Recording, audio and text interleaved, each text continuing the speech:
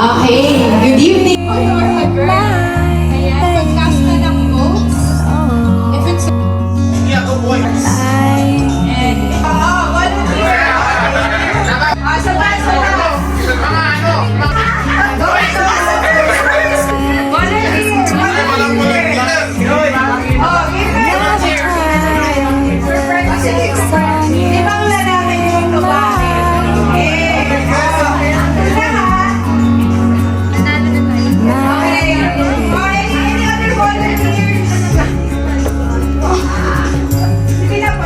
Take you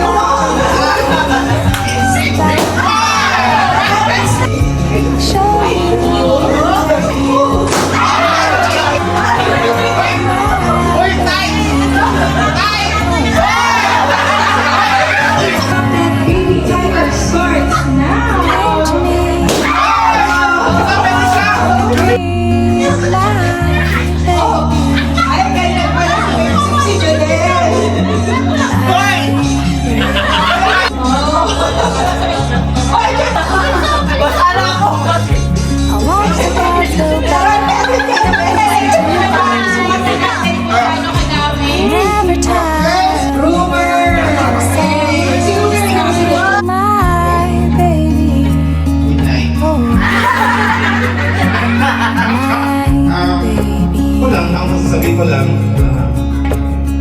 yeah, so una-una ay uy, gusto ko magsalita pero nagkatawa kayo. Sige, seryoso na, seryoso. Una-una, congratulations sa inyo.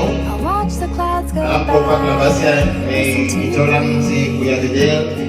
At saka yung paa, at saka yung kalahati ng katawan. Uy! Pero alam ko din, pag lumabas yan, minsan, may ugali ni Ate Angel. Tapos, congratulations sa inyo at ingat po kayo. At si baby, nandyan sa loob. Nakikita mo ba ako? Kasi, naglampas ako ng 9 months. Anyari doon, nasunod ako sa loob. Mainit dyan, walang aircon.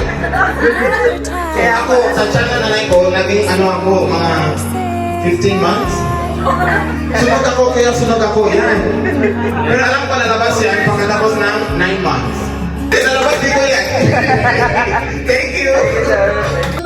si Angel, classmate ko siya since daycare. 4 years old, my friends na, tapos hindi siya nawakan, sila din lang siya sa maliit ng mama niya. Tapos kami nagkaklase, sabi ko, madaya. Picture na yung mama niya eh. Pero may high school, di na naman, then college.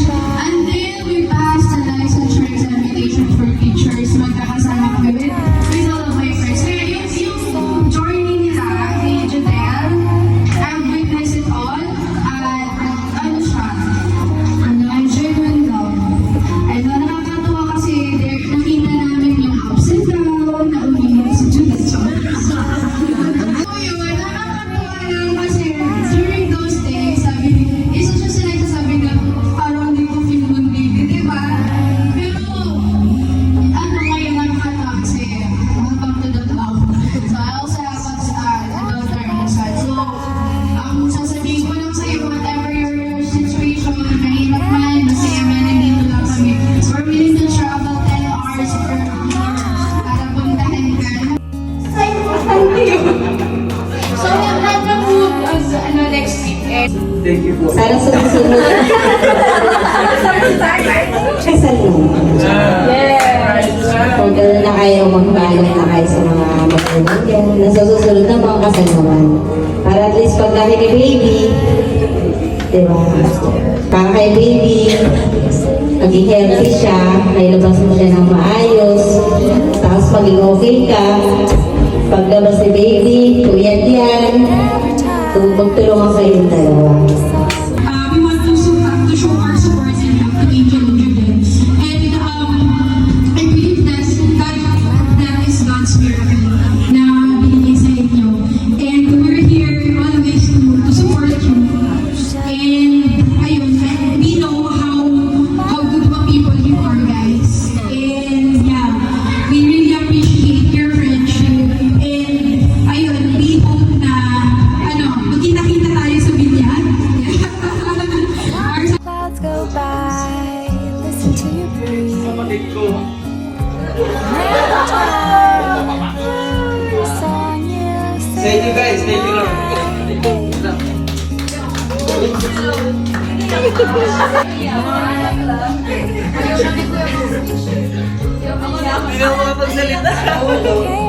Ako ready ako.